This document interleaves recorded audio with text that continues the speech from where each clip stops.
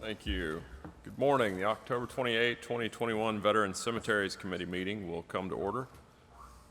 Pursuant to Section 31.015 of the Texas Natural Resources Code, I'm chairing the meeting in the Commissioner's absence as Chief Clerk of the General Land Office, as the Commissioner is away on state business. Should the Commissioner return prior to the conclusion of this meeting, I will relinquish the chair to him. The October 28, 2021 meeting of the Veterans Cemeteries Committee is being held in person at 1700 North Congress Avenue, Stephen F. Austin Building, and by video conference call as authorized under Texas Government Code Section 551.125. Access to the meeting by members of the public was published in advance in the Texas Register in accordance with the Texas Open Meetings Act. Any member of the public who wishes to address the Veterans Cemetery Committee should indicate so at the start of the meeting or during any public comment period. Just wanted to say thank you all for being here live and in person. Appreciate that. And we have not had one of these meetings in quite a while, and just wanted to talk about population and numbers and kind of see where we are. And with that being said, before we get to the first item on the agenda, Jeff, if you can kind of give us some context. Sure. Jeff Gordon, GLO General Counsel. I've been here at the agency for over 10 years, and I don't remember this committee ever meeting before. So for those of you who are not familiar, under Natural Resources Code 164.005, subparagraph F, as in Frank, the VLB, the chairman of the Texas Veterans Commission, and 2 representatives of the veteran community selected by the chairman of the TVC shall establish the guidelines for determining the location and size of veteran cemeteries and the eligibility for burial in a veteran cemetery, and select up to 7 locations across the state for veteran cemetery. I know that this committee has met in the past and made some of those things, and we thought, given we haven't met in a while, that we would post this meeting and have a general discussion. This was posted simply as a discussion, not an action item, but we did post it as a discussion to discuss some of those guidelines. And with that, I'll turn it back to the chairman. Thank you, Counselor. Discussion. First item on the agenda is the discussion of guidelines for determining location and size of veteran cemeteries and related funding issues. Now, if Eric, do you want to present on that?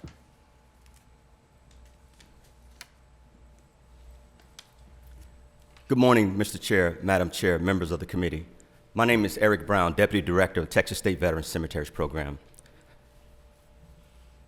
One of the reasons for convening the committee, Madam Chair, Mr. Chairman, and committee members, Texas is a growing state in terms of our veteran population.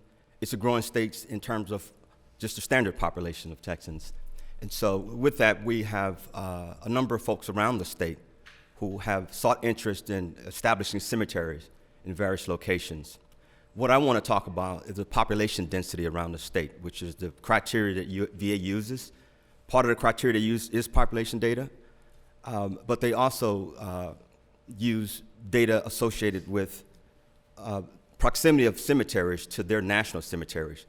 Currently, there are 10 cemeteries that serve veterans in the state of Texas.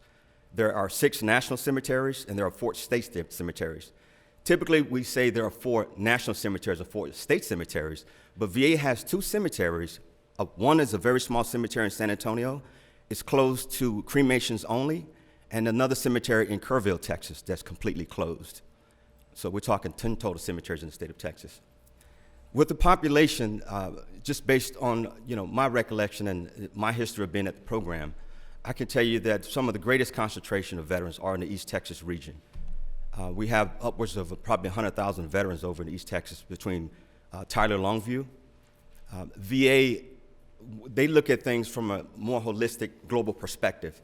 They don't just look at population data from the state perspective, they look at it from a national perspective. So even though we talk East Texas, VA looks at capturing veterans in Louisiana, so to say. It would be no different than Lubbock capturing veterans in Mexico. And so they have different criteria than we use at the state. And with that, I'm here for any questions you may have. So when we look at population numbers, because I know the question has been asked numerous times of if you were going to locate the next cemetery, how would that be done? Was it solely based on population numbers put out by VA as far as where the largest number of unserved veterans currently reside? Yes, sir. The greatest concentration of veterans, the greatest population of unserved veterans. And keep in mind that determinations for building a cemetery, it doesn't necessarily mean the state will build a cemetery. VA has certainly obligations to us veterans as a federal agency to build cemeteries as well. Now, the East Texas region meets the threshold for a VA national cemetery. The threshold for a VA national cemetery is 80,000 veterans, and it can't be any closer than 75 miles to the nearest state or national cemetery. Now, with the 75-mile radius requirement, there obviously will be overlap. For example, Dallas-Fort Worth National Cemetery, if you were to put one in East Texas, you would have overlap, but the primary focus would be on the veteran population in the location out there. Eric, based on what you said, do you have kind of a strategic plan or a forecast in terms of the areas in the state where it would make the most sense to potentially consider one of our cemeteries? Yes, sir. I'll be honest with you. As a veteran myself, I've struggled with this since taking the helm of the cemeteries program. I've consulted with my VA counterparts on what they thought in terms of population. They agreed that East Texas would be number one. Number two would likely be somewhere in the Panhandle region, between Amarillo, Lubbock, somewhere up in there. But keep in mind, this is also dependent upon funding, available funding. VA is capped at $45 million a year in terms of establishment improvement opportunities. And with the state veteran cemeteries, we're capped at $7 million per year to operate all cemeteries, to include the potential for 7 cemeteries. In terms of the Rio Grande area, the southwestern part of Texas, where there's a lot of rapid population growth, is that also on your list? Yes, sir. There is currently a cemetery serving that area. The Rio Grande Valley Cemetery is right on the border there. And we also have Corpus Christi that's further north, Sure. but the Rio Grande Valley Cemetery serves that population area. Okay. So- Is there, and as far as the East Texas area having been identified as the most appropriate area, is there anything that we should be looking at in terms of the next action that we need to take? Sir, from my professional experience, the next action I would recommend is to have discussions with VA on their threshold, their criteria for building a national cemetery. I've had talks. I have my staff in attendance with me today, and we've had a lot of deep discussions about this. And with the East Texas region out there, let me just say this. Our 4 cemeteries, we have Rio Grande Valley, we have Abilene, we have Killeen, we have Corpus Christi. Our largest cemetery is Killeen, obviously sitting next to Fort Hood, largest military installation in the free world. That population is really is quite similar to the East Texas region out there. So you couldn't put a cemetery the size of Abilene or Mission in the East Texas region. It would have to be something similar to Killeen, Texas. And there would be a significant cost to do that, which is why I believe it would be highly recommended to consult with my VA counterparts on their potential. So you're suggesting that you talk to the VA to see about a national cemetery in East Texas? Yes, sir. Yes, sir. Yeah, it seems like there's a couple questions here, right? As far as whether if there's a need for additional cemeteries, and then whether that need should be served by the VA in a national cemetery versus a state VLB cemetery. It seems like if East Texas qualified under the national criteria, then that would be an option, and it might be worth pursuing. I don't know what that looks like. Yes, sir. And according to VA's criteria, it would start on the ground. It would start with veterans advocacy within the local communities, reaching out to their local legislators, and then carry that message on over to VA. But as a committee, I believe that you have the rights and authority to also engage VA on the potential for putting a cemetery in East Texas. That was going to be my question. So is there an appropriate process to follow, or as far as either a formal recommendation by this board or by a legislative representative to the VA? I think I would like to understand that. I think it makes Yes. sense to do that. Yes, ma'am. Let me see if I can clear it for you. So with the state cemeteries, there's a different criteria. Right. We would go through a grant award process, and a grant would have to be submitted by July 1st for them to even start considering a cemetery. The VA side of the house is a different process. As you mentioned, the legislative, it starts at at that level and the local level. And At the congressional yes, ma'am. legislative level? Yes, ma'am. Okay. And when I mentioned Has there been veterans, any talks with the congressional representatives in that area at all? Or is that what you're asking? I've had some talks with some legislators. It's been several years since I've had talks with legislators, but more recently, it's been more private citizens that have been calling, requesting. There have been folks that saying they have land to donate, which is one of the criteria. Land has to be donated or vested or deeded to the state, essentially, to have a state veteran cemetery there. But for nationals, it's a different set of criteria. Okay. So one of the missions of this body is to establish guidelines for location, size, and the eligibility to be buried. Is there established guidelines that you could provide to us? I know the last time this committee met was in 2005. I'm assuming they established guidelines at that point. Is there some documentation they provided to us so we could review that? Yes, I'll be more than happy to provide that documentation with you once our legal reviews it for the agency. Okay. And in addition to a map of all the, Yes, ma'am. Thank We you. have it readily available for you. okay. Eric, I know that the congressional delegation from Texas is, of course, large, and we're getting 2 new representatives as well, but they sometimes act on a unified basis. So you could potentially get the entire Texas delegation in Congress to then contact the VA as a unified voice to say that that we would request that the VA pursue all necessary actions to establish a new national cemetery in East Texas. Would there be anything from your perspective that would preclude that? Sir, I agree with you 100%. My second year being here, after talking with some of the veterans advocates at some of these locations, it would take a concerted effort. I think a concerted effort would go a long way, as you mentioned, with the delegation coming as one strong, a Texas party to let the VA know that, right now Texas is number 2 in terms of veteran population. California is number 1. The VA has already stated between 2020 and 2030, Texas is going to flip to number 1 for veterans. Veterans are coming to the state. Right. And so, Mr. Scott, I agree with you 100%. A concerted effort by our legislative delegation will go a long way in trying to convince the VA. Is there anything you need us to do to formalize that, to make it easier for you to speak to them as well as our 2 senators? Yes, sir. What I would do, I would consult with my VA counterparts to kind of make sure that I'm on the right track in terms of how that's communicated to the VA and report that back to the committee. Very good. Yes, sir. Okay, and you have an ideal location, pretty well pinned down as well in East Texas? It will be between the Tyler and Longview region. I have a map here that shows Longview and Tyler. Again, it's over 100,000 veterans in that location. What the VA likes to do is pinpoint the center of the density, Right, and then go 75 miles out from there. okay. So it would take additional studies to figure out where that center is, because you can imagine it's a moving target. Veterans are moving to Texas, but trying to figure out where they're moving to is a moving target, obviously. So, Well, the new census data may help for the most recent census, too. Yes, sir. We have recent information. yes, sir. Okay. And that's where our numbers are derived from. That's where VA numbers are derived from. We've had local entities that try to share data with us. VA, it doesn't exist to VA. VA will only go by the U.S. Census data. Okay, So. very good.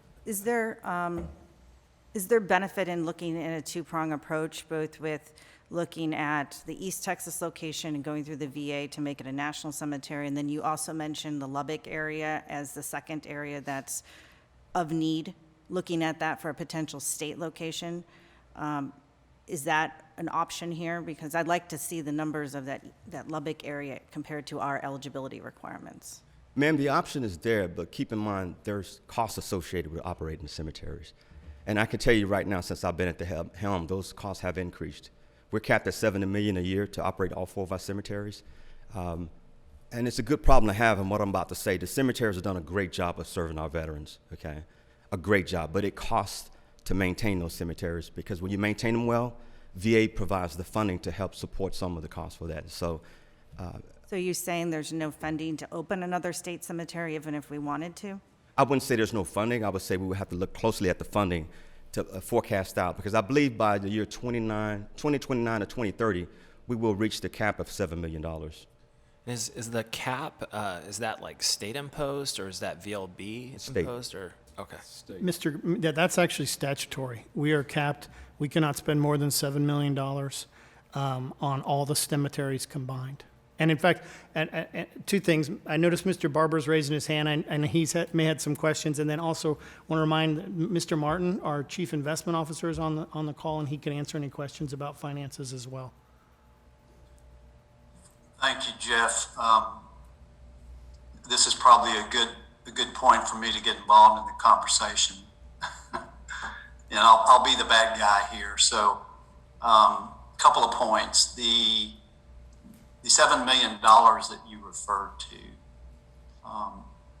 it's not a $7 million cap on the amount that we spend on operations. It's a cap on the amount that we can take out of the Veterans Land Fund or the Veterans Housing Assistance Fund to support veterans' homes.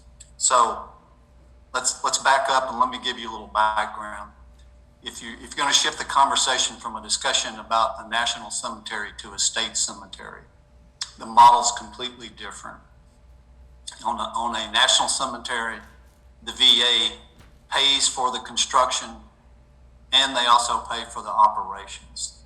With a state cemetery, they have a construction grant, and it pays for 100% of the construction. They do that by reimbursing the state for the cost as the construction goes along.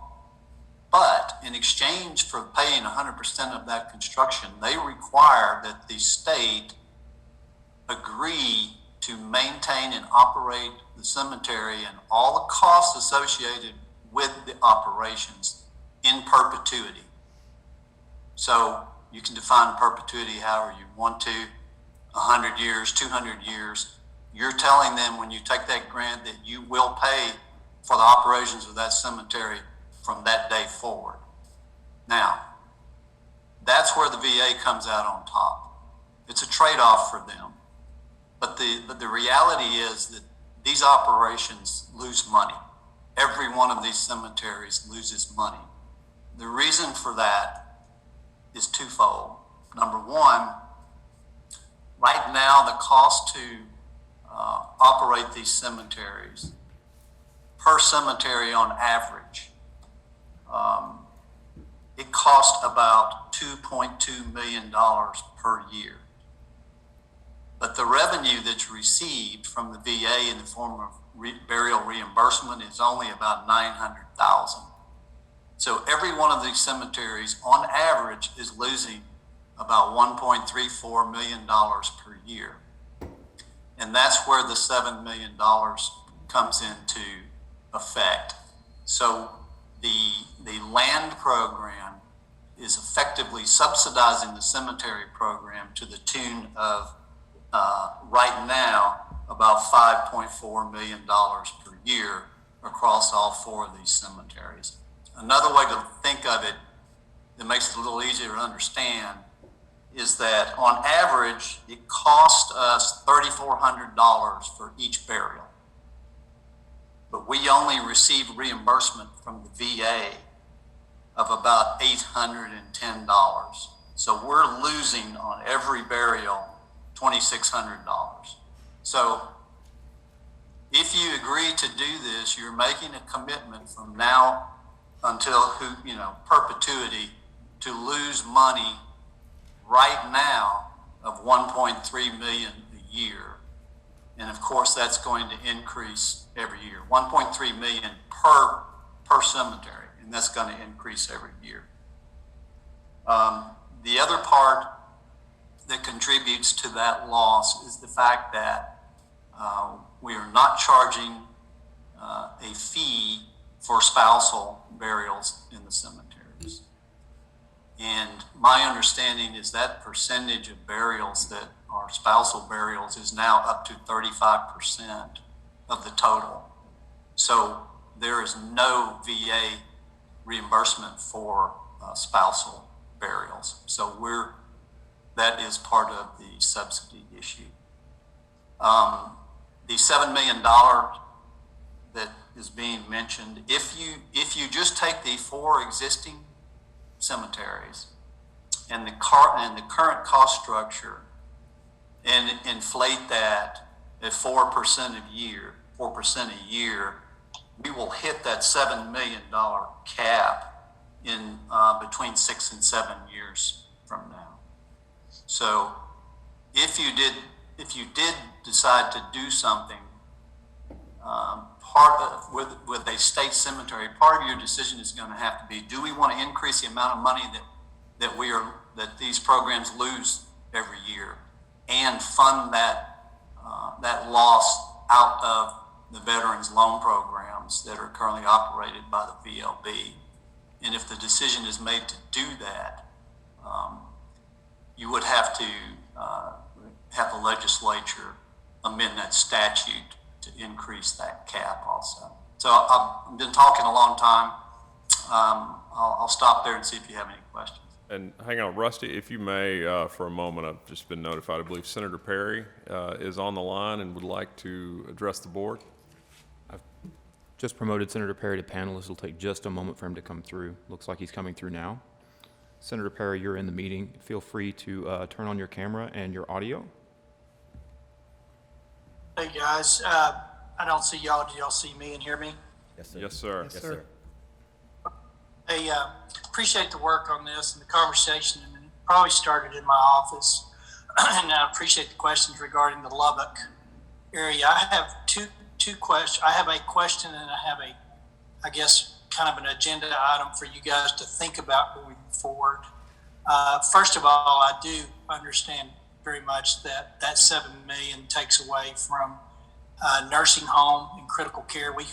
We appropriated $36 million to replace the HVAC systems in all of our nursing homes for our veterans this past ARPA dollars. And so we don't want to dilute those operations and the land payments and some of the other things that, the living veterans, if you will, benefit from and are in sorely need of. So I'm not advocating for taking more money from those programs, and that would just be, I think, short-sighted. So secondly, I guess I want to make sure of if Tyler is an eligible national cemetery, y'all would pursue that before granting them a state cemetery in the position. I mean, is that something they need to exhaust before they would be in consideration of a state, or would y'all still consider them for state? Because from what you're saying is they're kind of first in line right now. So that's the first question. The second concept, and I don't have the historical background, and I apologize for that. Some of you guys have been around this program a while.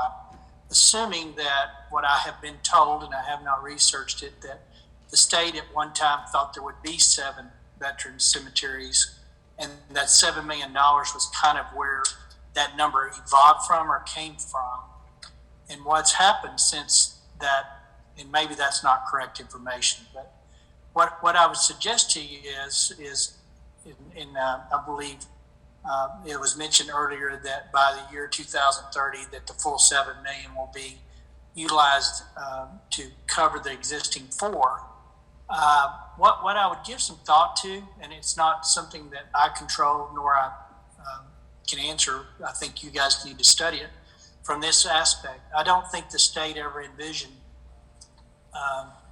being on the hook for 4 out of 7, if that was the original plan, for 100% of operations and stuff going forward. And right now, based on my limited math and access to the data I've saw, there's really roughly almost $1 million for 2 more additional out there going forward, where you would put the onus or the burden on the locality to subsidize the difference. So if an M&O could come in at $1 million or under, or whatever the final allocations were, and then go back to the existings and say at some point you got to wean off of above the $1 million or some vehicle like that, because it's not really right, I think, from as big a state as we are. And they refer to Lubbock as the hub, and the reason we're considered a hub is because we actually pull in, on average on a weekend, they say there's 50,000 vehicles from eastern New Mexico and around the region in Lubbock, Texas. We are the hub for retail, medical, entertainment, and other things, but that also extends out into Oklahoma, New Mexico, and others for the veteran population that will ultimately, in a large part, are moving into this area. So we don't meet the national numbers because of the way they defined a regional impact, I think. but there's no doubt that we are a regional impact. So my question of the day would be is one, can Tyler slip back into a state ranking if they're eligible for a national? And does that need to be resolved before you would even consider them for a state? And secondly, I think you are at that point in time where do you continue to acknowledge that the existings, as great as they are in the service they provide, should have no responsibility whatsoever. And you can't deny the economic impact of some of those communities and commitment those communities would make. Maybe going forward to utilize the rest of the dollars, just put everybody on notice, phase in where people can prepare 5 years out, that maybe the state monies would come in if local communities would commit to covering above the remaining funds. Kind of a, here's all the state's going to do. If you want to do this, you're responsible for the difference. So I say all that to say we would expand our footprint. It would let the state off the hook. It would leave existing veteran programs such as nursing homes and other things intact. In our commitment to those, nursing home care is critical for those guys that find themselves with no home or no place to be in those elder years. So that's just something I was chewing on, and I think from a policy perspective, as a legislator, I think those are legitimate paths to at least research and see what it looks like about weaning off. If not weaning off the existings, keep what they got, but anything above that, this 4% inflation factor, that becomes their burden, and they do it through whatever means they currently receive their funding and other things. So that's just some food for thought. I'm not getting in your business, other than I think those are legitimate questions and policy conversations that you ought to chew on a little bit and get back to the legislature. Thank you, Senator. And if I may, let me address a couple of those. And I do want to take the opportunity to publicly thank you for all your work with the ARPA funding. That $36 million will come in very handy for the VLB moving forward for our existing homes. So we certainly appreciate that. And I will say he's exactly correct. A lot of these discussions began in his office with the interest of serving the veteran community in Lubbock and moved to looking at the veterans as a whole. I think your first question as to is Tyler the number one spot and how does that slot out versus VA versus state, I think we would have to get that resolved because they would be, based on population numbers, they would be the top pick if we were to do another state cemetery. I think based on the funding mechanisms, we would certainly push for them to be designated as a national, and I think that would be the first step in the process. Correct me if I'm wrong, Eric. Yes, that sir. would be You hit where the nail on the head. Yes, sir. we would move to get them. And so if we were successful in getting a national cemetery there, then obviously that kind of frees up the spots. But I think we would certainly need to get that resolved with the VA to see if they were open to that. Yes, sir. And if I may add, sir, we did have a new Undersecretary of Memorial Affairs recently appointed to the VA, and he's a former Guard commander out of Montana. And I can tell you during our meet and greet session, he's a huge advocate for state veteran cemeteries. So he comes from the state, so he certainly would understand the dilemma. I don't want to call it a dilemma in Texas. We serve veterans. He understands what it means to serve veterans. So I think we need to certainly address that and look and see if we can push for the federal, the VA cemetery there in Tyler. And then I think it's a really interesting question, the second one on existing funding.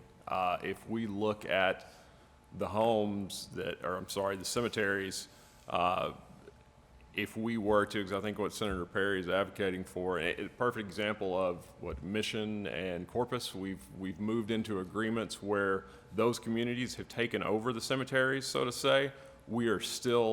VLB is still funding those, but the cemeteries are most successful when they become a part of the local community.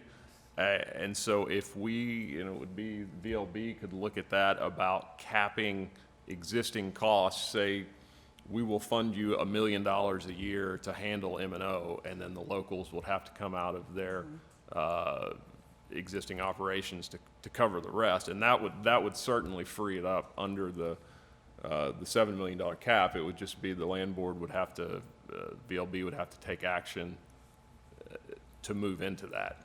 So I think that's certainly a possibility and something we could look at that would allow us to expand the footprint into other cemeteries.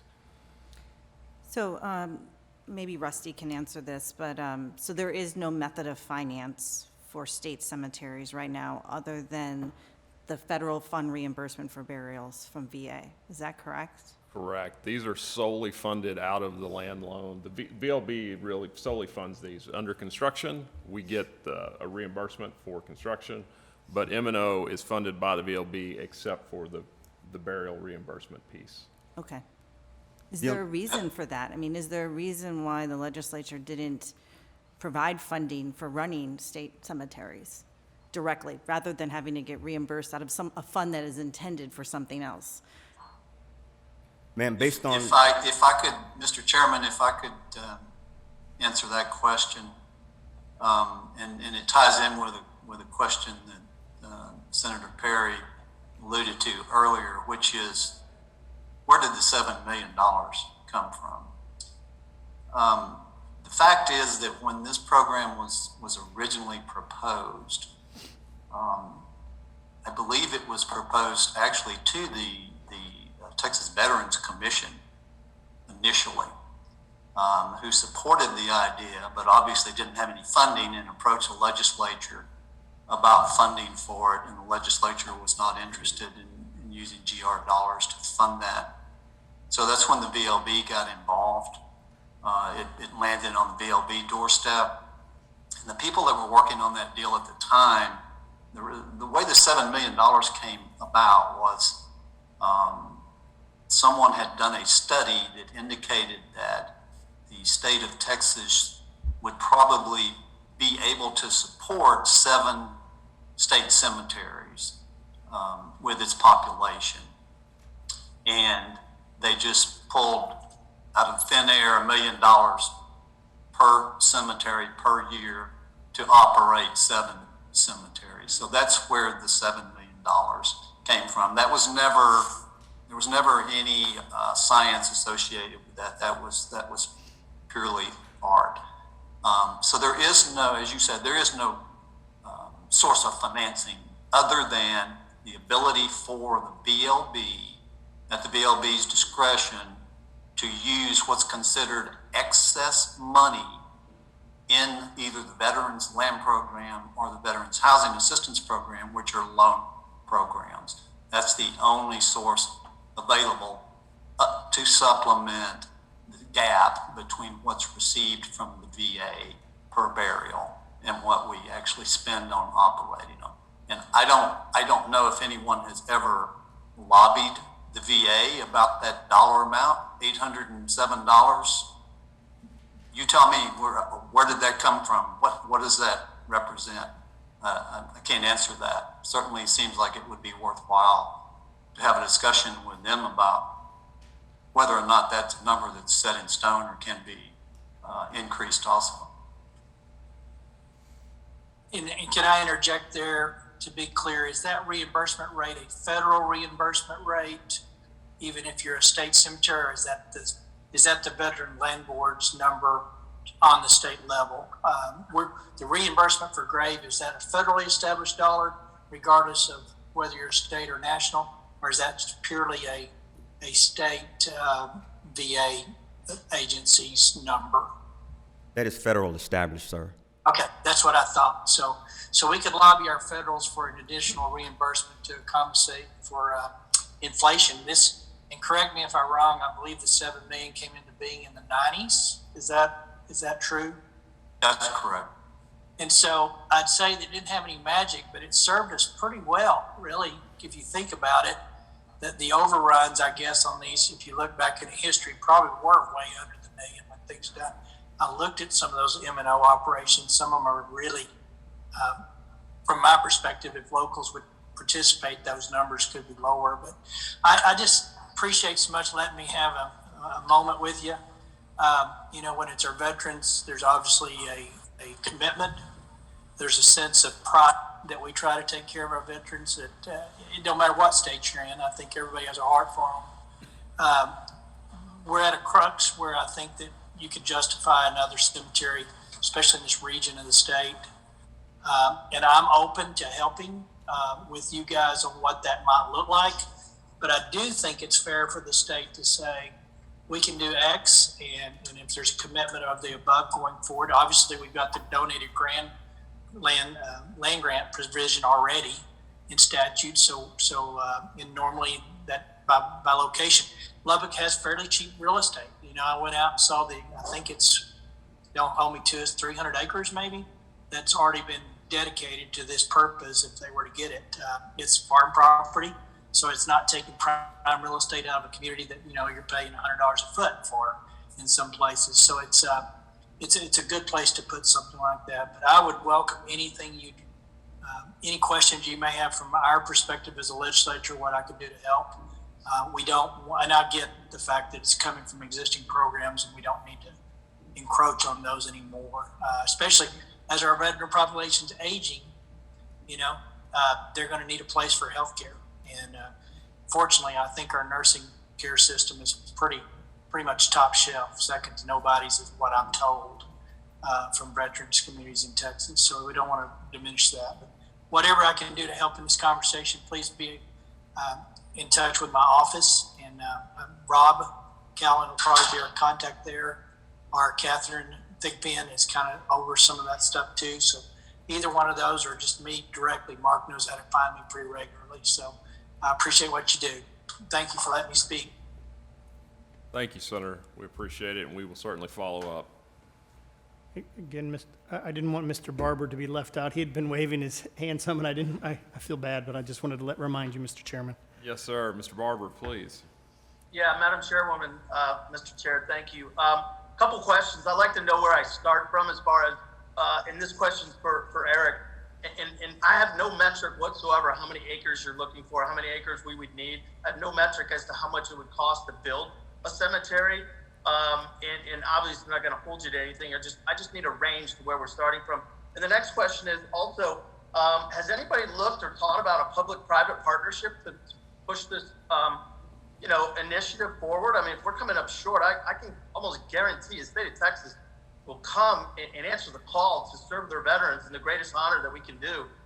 So, I mean, if that's an option on the table, I'd run parallel paths with the national as well as the state, as well as looking at public-private partnership to drive this and push it over the end line, because we don't have probably another 2 or 3 years. We have veterans coming back over the last 20 years of war. I talked to a 75-year-old veteran that deployed when he was 55, and he's 75 now. So the depth and breadth of the veterans that we have coming back from this latest conflict, also with the aging veterans from the Vietnam era, this need is going to grow. So these costs are going to expand. So I mean, I always look at from the private side and say, now how can we as a state add value and bring this over the end line? So 3 questions, Eric, for you. Where are we talking about as far as how much it costs, how many acres, and in an estimate? And then does anybody have any opinions, or can we even do a public-private partnership to push this funding? Yes, sir. As far as the cost for establishing a cemetery, it's on average about $8 million. It was for our 4 cemeteries currently, but obviously with the rates, for goods and services increasing out there, I can tell you it's going north of $8 million. In terms of the size of a cemetery, VA has criteria for state cemeteries. What they recommend is that the cemetery have at least a 50-year lifespan and have a minimum of 30 acres for the cemetery property. Now, you can go as low as 20 acres, but 30 acres is the standard. As far as public-private partnership, it's you and I are thinking alike in that respect, sir, which is why we went down the road of, authorizing interlocal agreements with the Nueces County and the city of Mission more recently. It's not public-private, but it's really closer to public-private. But I want to make sure everybody understands that when you start talking private, one of the struggles we have within the cemeteries program is making people understand there is a difference between privately run cemeteries and state or national cemeteries. The criteria is much greater, the specs are much higher, the expectations are greater. And so that's one of the things that we need to, certainly consider. I don't want to call it a challenge. Any challenge can be overcome, especially by our veterans, but it's a reality out there that public-private partnership oftentimes can be a risk. No, and I wasn't wasn't talking about operating it whatsoever. I was talking about a campaign to raise funds to be able to close the gaps on each one of these, not to actually run the cemetery. I'm not talking about running it. I'm talking about, you know, going out and saying, hey, we're putting together a campaign because, you know, we need more support for our veterans in our cemeteries and things like that, and push it out there. So no, I wasn't talking about operating it by any means. Understand. Now, I will say, even with pulling funds, keep in mind, I would go back to what Mr. Martin said. He talked about cemeteries operating in perpetuity, forever. So the cost you think that you may, you know, end up paying to run a cemetery today, 10 years from now, that cost will be elevated. So any private public partnership, you know, both parties need to have an understanding that that cost is going to increase over time. And I've been at the helm 8 years, and I can tell you it has increased over time. And so thank you for clarifying that. Yeah, I have, so those previous agreements that you referred to in Corpus, and I believe there was one other area where you had an agreement with local organizations to run it. Can you explain that a little bit more, and a little bit about what the organizations are and what the agreements were? Sure, Eric, you've had quite a bit to do with those. You want to talk about just the two we have in place? Yes. What happened was we came to a situation where we had a vendor operating our cemeteries for a certain amount of time. We ended up going in a different direction, so we came up with a great plan, because I've always considered these cemeteries as belonging to the communities in which they reside. Yes, the Veterans Land Board has oversight of the operations of cemeteries, but it is these communities' loved ones who are buried in these cemeteries. And so we came up with the idea of potentially seeking an agreement with local government entities, counties, cities, to see if they would be interested in operating the cemeteries. So I went around the state to a lot of the cities and counties where these cemeteries are residing, and Nueces County and Mission were interested. Certainly that had to go through the legal test to make sure that we're in compliance with VA's mandates, because VA does have establishment agreements that we have to follow. And so, long story short, those agreements are in effect now. That was successful. And so, we still have 2 other cemeteries that we're working on to see if we can also have the same type of scenario. So they're called interlocal agreements. Okay. So they're interlocal agreements, and Yes, is there dollars associated with that? Yes, ma'am. For the city of Mission, the annual cost we agreed to was $750,000 a year for day-to-day operations. For Nueces County, $918,000 a year for day-to-day operations. One of the benefits of partnering with the cities and the counties is they're able to more closely control costs, because they control costs within their government entities. And so that's a win-win for both parties. It's a win-win because they get to actually have a say in what happens with their loved ones buried at their cemeteries. It's a win-win for the agency because we have entities out there that can control costs. As Mr. Martin has mentioned, those costs do go up, and they actually come from our vet homes and other sources. Okay, so I guess I misunderstand. So those interlocal agreements is the max that you pay to them to operate, or is that how much they're going to offset the cost? No, we pay them annually. For example, in Nueces County, we paid them $918,000 annually, broken up into 12 monthly payments, service fees, and so that's how that plays out.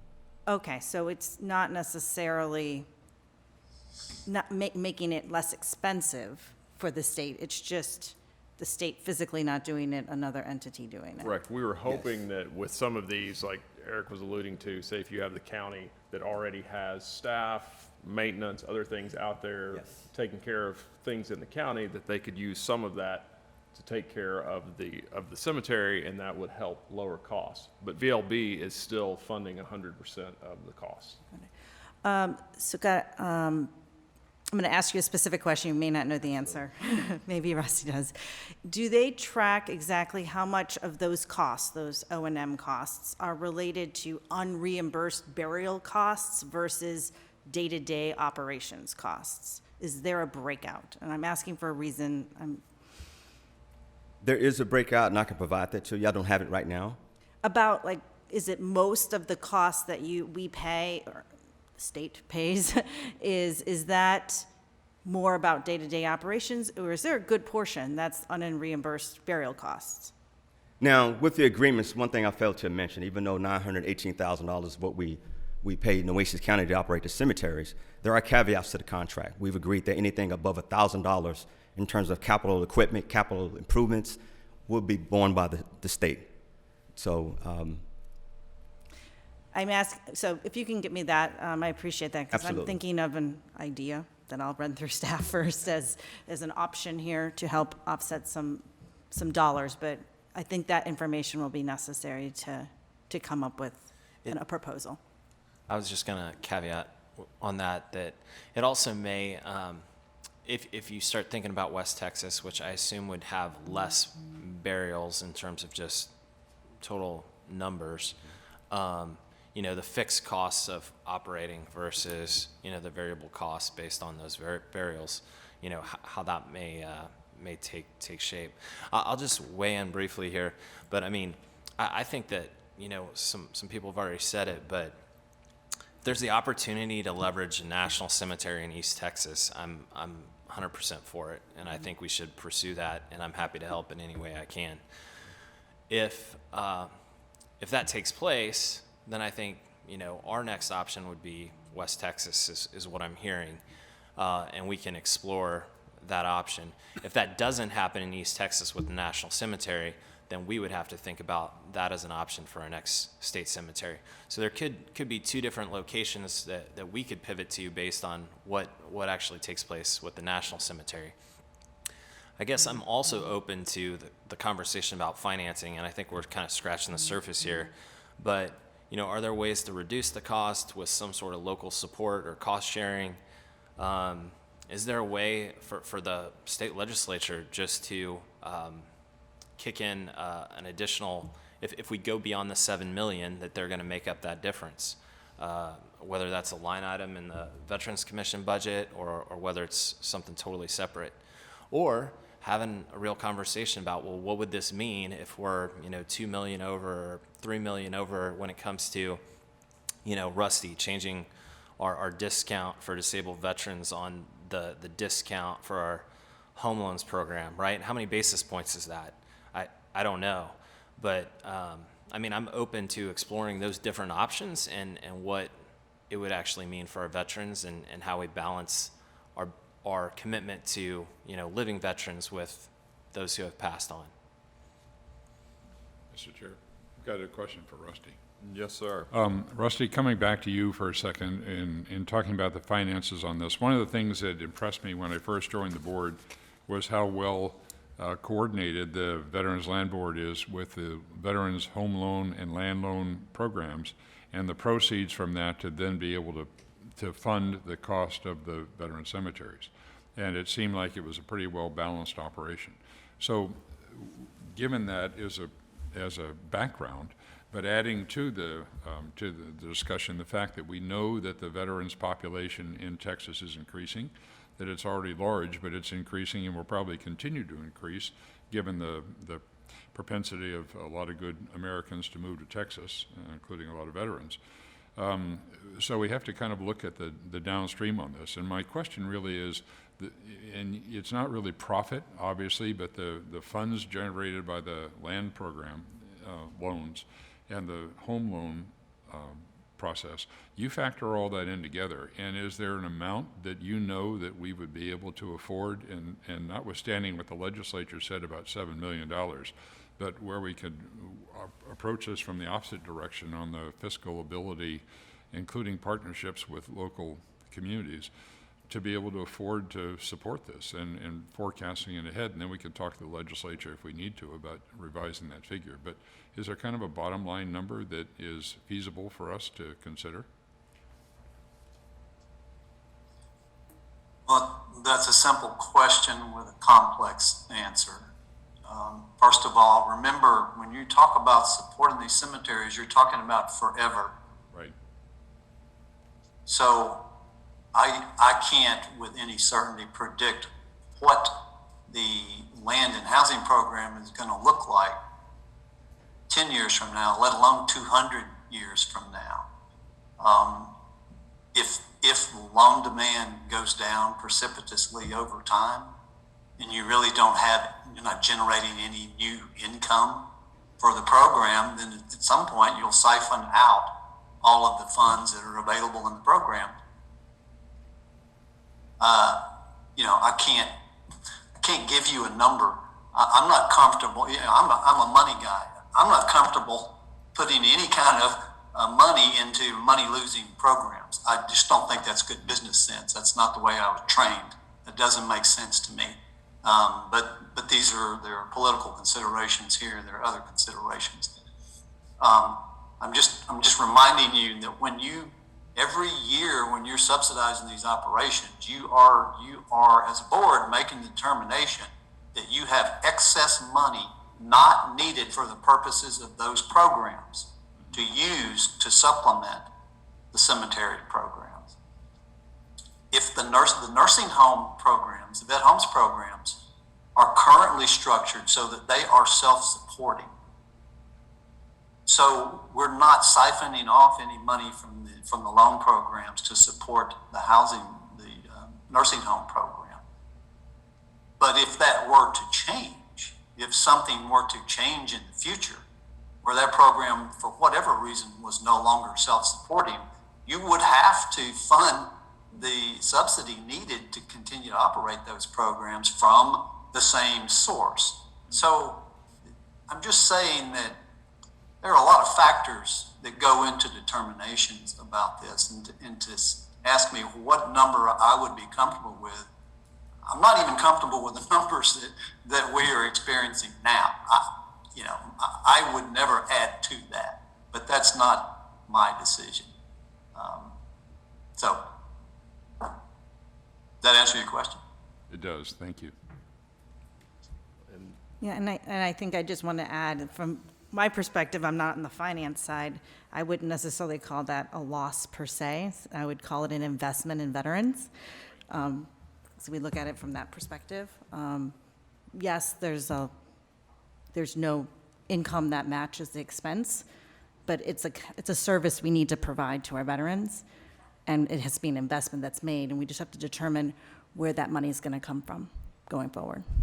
And I'll just add to that. I think that's kind of what I was getting at, in that, ultimately, if we want to maintain our kind of balance within our programs on the VLB side, and there is this statutory cap, which we're going to have to address at some point anyway, are we going to, fund that when it gets to 10 million or 12 million?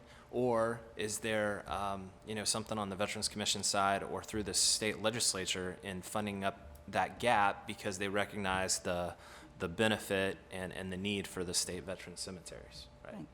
So. No, absolutely, and I think that it truly is an investment in those who have had the ultimate sacrifice, and I don't think there's any greater honor in this state than serving the veterans. As you can see, as well as I think anywhere we go, the question is, how do I get one of these cemeteries in my district? And I would encourage any of y'all, if you have not been to one of the cemeteries, they are amazing. I had the opportunity to walk around with Senator Perry at Abilene, and they are beautiful monuments, and it's something we are very honored to do. But I think I appreciate everyone's attendance here today.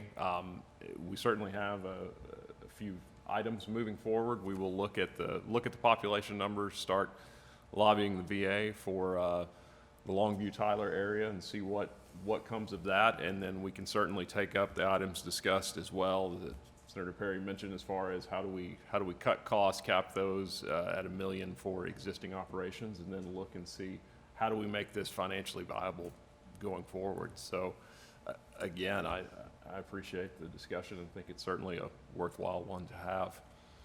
In closing, I would be remiss if I didn't speak up as a career Air Force veteran. I want to echo the sentiments of Chairman Corner. I understand the term money losing for the cemeteries, but I can tell you that term does not go over well with the veterans community. It's not a knock on my own people, my own agency. Every person in this room, a veteran will lay down their life for you. They will lay down their life for you. So be careful in your choice of words. Please be careful in your choice of words. Yes. Thank you.